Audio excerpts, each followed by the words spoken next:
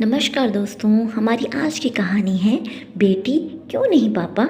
एक औरत शादी के 3 साल बाद एक प्यारी सी बेटी को जन्म देती है, परंतु उसके ससुराल वाले इस बात से खुश नहीं होते क्योंकि उनको तो घर का चिराग यानी बेटा चाहिए था।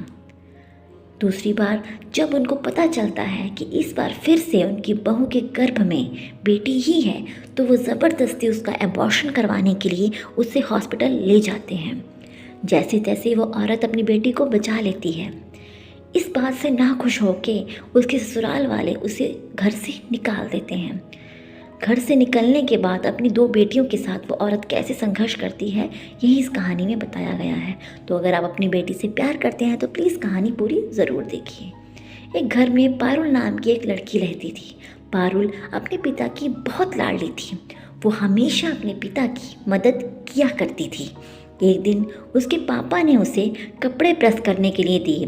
पारुल कपड़े प्रेस करके ले आती है तो उसके पापा उसे शाबाशी देते हैं और कहते हैं, बिटिया अब तुझे सिलाई भी सीख लेनी चाहिए, क्या पता ससुराल में काम आ जाए। इस पर पारुल कहती है, क्या पापा आप फिर मेरी शादी की बात लेके बैठ गए, मैं तो यहीं आपके पास रहना चाहती हूँ।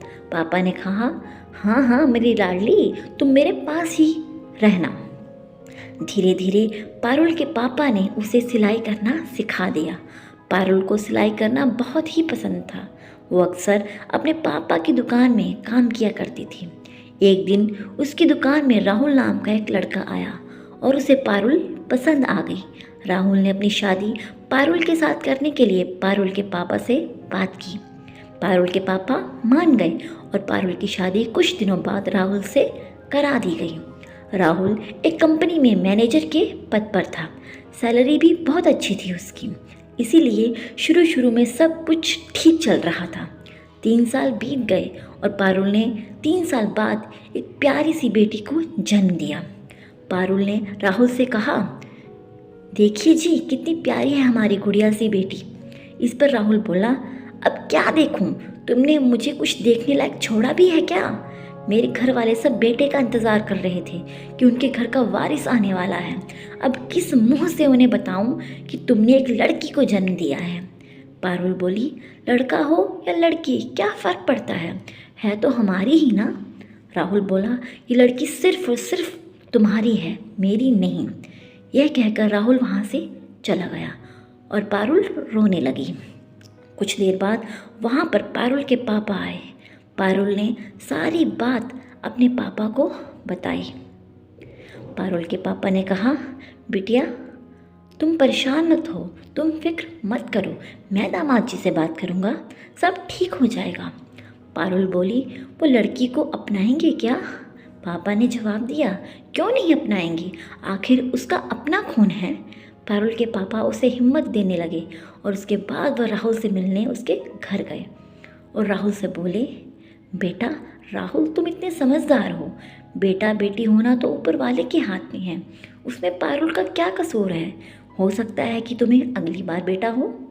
राहुल ने पारुल के पापा की बात मान ली और वो पारुल को लेने हॉस्पिटल गया। राहुल पारुल को घर तो ले आया पर वो खुश नहीं था। एक दिन पारुल की बेटी रो रही थी।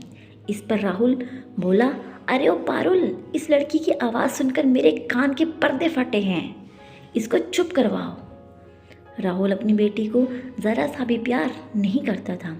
जैसे तैसे कुछ दिन बीत गए और पारुल फिर से गर्भवती हो गई।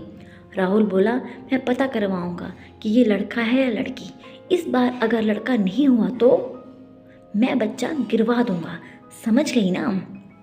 जांच करवाने के बाद पता लगा कि वो लड़की ही है। राहुल ने कहा, गिरा दो लड़की को, मुझे मेरे घर का चिराग चाहिए, कोई लड़की नहीं।